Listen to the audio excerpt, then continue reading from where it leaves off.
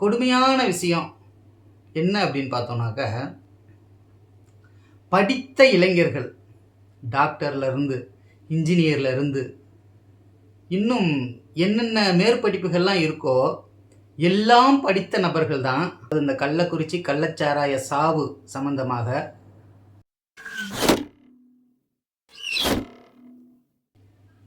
Friends அனைவருக்கும் வணக்கம். நம்ம சேனலில் தொடர்ந்து இப்போ அரசியல் ரீதியான வீடியோக்கள் நிறையா போட்டுக்கிட்டு இருக்கோம். அதுக்கு உங்களுக்கு மத்தியிலிருந்து நிறைய வரவேற்புகள் இருக்குது. முன்னாடி இருந்ததை விட இப்போ ஓரளவுக்கு உங்களுடைய ஆதரவு எனக்கு கிடைக்கிறதா நான் நினைக்கிறேன். இப்போ அதனை தொடர்ந்து இப்போ போன முறை நம்ம போட்ட வீடியோ பார்த்திங்கனாக்கா விஜய் பற்றியும் சீமான் பற்றியும் மற்ற கட்சிகளுடைய பங்களிப்பு, அதாவது இந்த கள்ளக்குறிச்சி கள்ளச்சாராய சாவு சம்பந்தமாக மற்ற அனைத்து கட்சிகளுடைய பங்களிப்பு என்னவாக இருந்திருக்கு அப்படிங்கிறதை பற்றி நம்ம ஏற்கனவே போன வீடியோ போட்டோம். அந்த வீடியோவில் ஒரு நபர் தன்னுடைய கருத்தை தெரிவிச்சிருக்கிறாரு, அதாவது கமெண்ட் பண்ணியிருக்கிறாரு. என்ன செஞ்சுருக்கிறாரு, என்ன சொல்லியிருக்கிறாரு அப்படின்னாக்கா, கடந்த ஒரு 75 ஆண்டுகளாக நாம் தொடர்ந்து மாற்றி இந்த திமுக, அதிமுக, காங்கிரஸ், பாஜக போன்ற இந்த கட்சிகள் எல்லாத்துக்குமே வாய்ப்பு கொடுத்துட்டோம். அப்படி கொடுத்த வகையில் இங்கே லஞ்சமும் ஊழலும் புரையோடி போய் கிடக்குது. இங்கே எந்த மக்களுக்கான சேவை என்பது எதுவுமே இல்லாமல் ரொம்ப வெறுமனே மக்கள் தன்னைத்தானே நம்பி வாழக்கூடிய ஒரு அவலமான நிலைக்கு தள்ளப்பட்டிருக்கிறாங்க அப்படிங்கிற அந்த வேதனையோட அவருடைய பதிவு இருந்துச்சு. அந்த வகையில் அவர் இன்னொரு விஷயமும் சொல்கிறாரு. என்ன சொல்கிறாருனாக்கா, இப்போ நாம் தமிழர் கட்சி, தமிழக வெற்றி கழகம், பாட்டாளி மக்கள் கட்சி, இது போன்ற புதிய கட்சிகள் வந்துச்சு அப்படின்னாக்கா கண்டிப்பாக ஒரு மாற்றம் வரும், ஊழல் ஒழிக்கப்படும், மக்களுடைய பிரச்சனைகள் தீர்க்கப்படும் அப்படிங்கிறத நான் நம்புகிறேன் அப்படின்னு அவர் சொல்கிறார். நான் அதை நம்புகிறேன், நீங்களும் அதற்கு சப்போர்ட் பண்ணுங்கள். புதிய நபர்களை ஆட்சி அதிகாரத்துக்கு கொண்டு வருவதற்கு நீங்கள் உங்களுடைய ஆதரவை கொடுங்க அப்படிங்கிற மாதிரியான ஒரு தொனியில் அவர் கமெண்ட் போட்டிருக்காரு. முதல் கமெண்ட் ரொம்ப திட்டி தான் போட்டிருந்தார். மரியாதை குறைவாக வாடா போடா அப்படி இப்படின்னு தான் போட்டிருந்தார். ஆனால் அதற்கு நாம் திருப்பி பதிலளித்தோம். அப்படி பதில் சொல்லும்போது நாம் எந்த ஒரு வார்த்தையும் தப்பாகவோ தவறாகவோ அரசியல் நாகரிகம் கருதி நம்ம வெளியிட்டிருந்தோம். அதன் பிறகு அவரும் அந்த மரியாதையை ஃபாலோ பண்ணார். அதனால் அவருடைய கேள்விகளுக்கு பதிலாக நாம் இந்த வீடியோ மேக் பண்ணுறோம். அவருடைய கோரிக்கை என்னவாக இருக்குது அப்படின்னாக்கா, பாட்டாளி மக்கள் கட்சி வந்துச்சுன்னா ஆட்சி நல்லாயிருக்கும் அப்படிங்கிற மாதிரி அவர் சொல்கிறார். ஒருவேளை அந்த கட்சிக்கு அவர் ஆதரவாளராக கூட இருக்கலாம், இல்லாமலும் இருக்கலாம். ஆனால் பாட்டாளி மக்கள் கட்சி என்பது இப்போ ஆர்எஸ்எஸ்னுடைய அடுத்த இடத்தில் இருக்கக்கூடியது தான் பாமக என்பது. எந்த வகையில் அப்படின்னாக்கா, ஆர்எஸ்எஸ் என்பது சாதி வெறி பிடித்த, மதவெறி பிடித்த ஒரு கும்பல். அது அனைவரும் அறிந்ததே. புதிதாக நாம் எதுவும் அதை பற்றி சொல்ல தேவையில்லை, அதை நிறைய பேர் சொல்லிக்கிட்டு இருக்காங்க. இப்போ பாட்டாளி மக்கள் கட்சி என்பதும் அதே சிந்தனை கொண்ட ஒரு கட்சி தான். ஆர்எஸ்எஸ்னுடைய பி டீம் அப்படின்னு கூட நம்ம சொல்லிக்கலாம் அதை. ஏன் அப்படின்னாக்கா, அவர்களை பொறுத்த வரைக்கும் அந்த வன்னிய சமூக மக்களை பற்றி மட்டும்தான் பேசுவாங்க, ஆனால் எதுவும் செய்ய மாட்டாங்க. வன்னியர் குலத்தைச் சேர்ந்த மக்களுக்கே கூட அவர்கள் இதுவரைக்கும் ஏதாவது செஞ்சுருக்காங்களா அப்படின்னாக்கா எதுவுமே செஞ்சது கிடையாது. அப்பப்போ மாநாடு நடத்தும்போது அவர்களை பயன்படுத்திக்குவாங்க.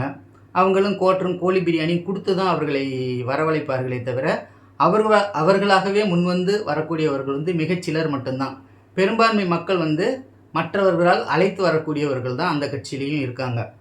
அப்படிங்கிறப்ப அவர்கள் கையில் ஆட்சியை ஒப்படைத்தால் என்னவாக இருக்கும் அப்படின்னாக்க, இப்போ ஆர்எஸ்எஸ் நேரடியாக தமிழ்நாட்டில் ஆட்சிக்கு வந்தால் என்ன நிலைமை ஏற்படுமோ அந்த நிலைமையைத்தான் இவர்களால் ஏற்படுத்த முடியுமே தவிர மக்களுக்கு நன்மை செய்வதற்கு இவர்கள்ட்ட எந்த ஒரு திட்டமோ கொள்கையோ கிடையாது. சரிங்களா? அப்போ பாமகவை நம்ம ரிஜெக்ட் பண்ணிடுவோம். அடுத்ததாக நாம் தமிழர் கட்சியை எடுத்துக்குவோம். நாம் தமிழர் கட்சியை பொறுத்த வரைக்கும் அவர்கள் பேசக்கூடிய விஷயங்கள் எல்லாமே கம்யூனிஸ்ட் கட்சியினுடைய கொள்கையிலிருந்து எடுக்கப்பட்டு பேசக்கூடிய விஷயங்கள். அவர்களுடைய சொந்த கருத்துக்கள் அப்படின்னு பார்த்தோன்னாக்கா அதில் ஒரு ஒன்று 2 இணைத்து இருக்கிறார்களே தவிர மற்றபடி 100%த்தில் 90% கருத்துக்கள் வந்து கம்யூனிஸ்ட் கட்சியிலிருந்து எடுத்து தான் பேசுகிறாங்க. அப்போ இவர்களுக்கென்று ஒரு கொள்கை கிடையாது. இவர்கள் சொல்லக்கூடிய கொள்கை என்னவா இருக்குது அப்படின்னாக்க, தமிழ் தேசிய கொள்கையை பற்றி பேசுகிறாங்க. தமிழ்நாட்டை தமிழர்கள் ஆண்டால் இந்த பிரச்சனைகள் அனைத்தையும் தீர்க்க முடியும் அப்படின்னு சொல்லிட்டு நிறைய பிரச்சனைகள் பேசுகிறாங்க இல்லையா. அதில் குறிப்பாக ஒரு பிரச்சனையை எடுத்து இப்போ அவர் சொல்கிறாரு, ஆரம்ப கல்வி முதல் ஆராய்ச்சி கல்வி வரை அனைத்தையும் நாங்கள் இலவசமாக கொடுப்போம் அப்படின்னு சொல்கிறாருல.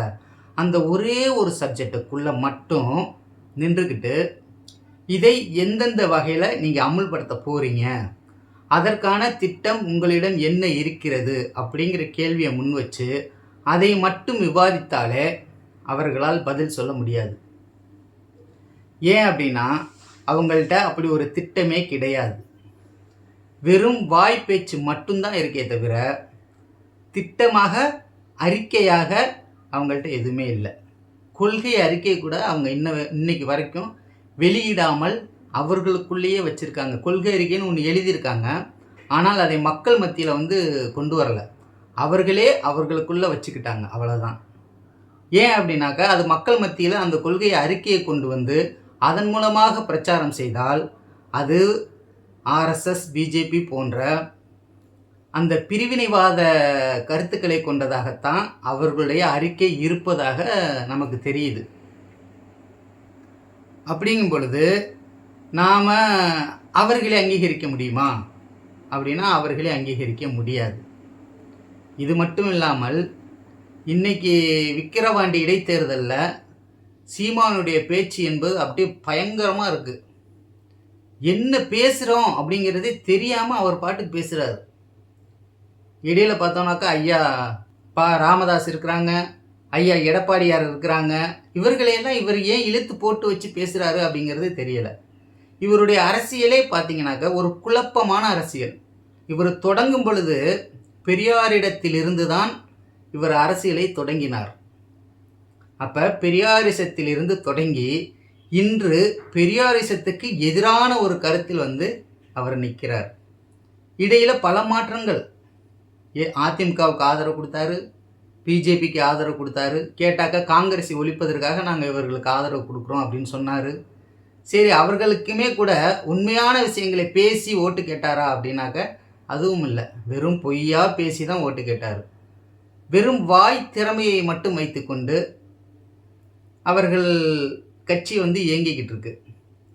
இதில் கொடுமையான விஷயம் என்ன அப்படின்னு பார்த்தோம்னாக்க, படித்த இளைஞர்கள் டாக்டர்லேருந்து இன்ஜினியர்லேருந்து இன்னும் என்னென்ன மேற்படிப்புகள்லாம் இருக்கோ எல்லாம் படித்த நபர்கள் தான் அவருடைய கட்சியிலையும் சரி, இப்போ நம்ம விஜயனுடைய கட்சியிலையும் நிறைய பேர் இருப்பாங்கன்னு வச்சுக்கோங்களேன். இவர்கள்லாம் அவருடைய கட்சியில் போய் இணைகிறாங்க. இவர்களுக்கு அரசியலை பற்றி ஒன்றும் தெரியல. இவங்க படிச்சிருக்கிறாங்க, பட்டம் பெற்றிருக்கிறாங்க. அந்த பட்டம் சம்பந்தப்பட்ட அனைத்து கூறுகளும் அவர்களுக்கு தெரிஞ்சிருக்கு. அதிலெல்லாம் ஒன்றும் மாற்றுக்கிறது கிடையாது.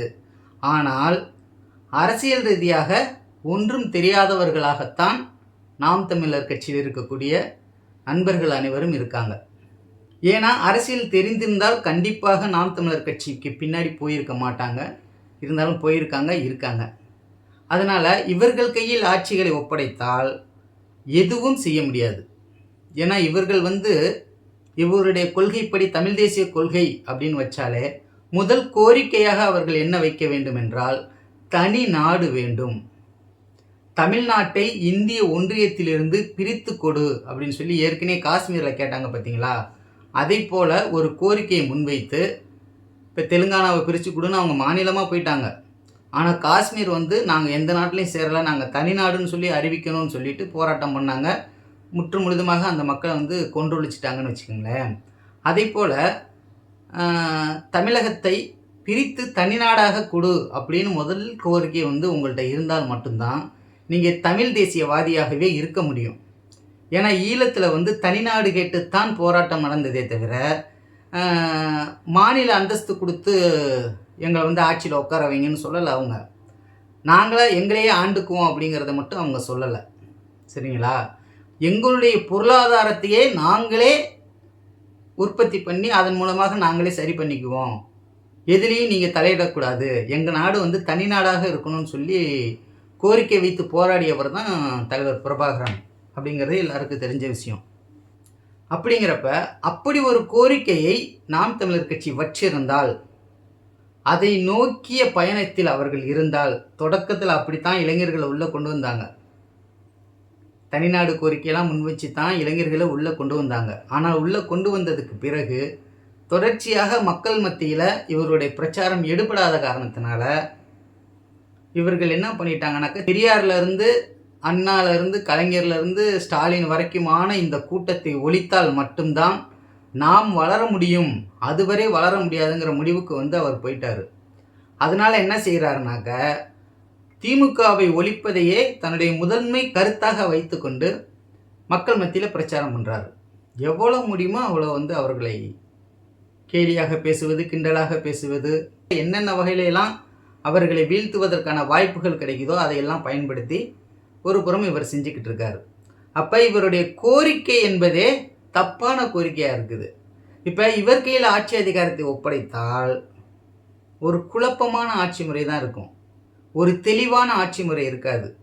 வெறும் வாய்ச்சவடால் மட்டும்தான் அளிக்க முடியுமே தவிர ஆட்சியை சிறப்பாக மக்களுக்காக நடத்த முடியாது. அப்போ உங்களிடமும் ஆட்சியை ஒப்படைக்க முடியாதுங்கிற ஒரு முடிவுக்கு வர்றோம்னு வச்சுக்கோங்க.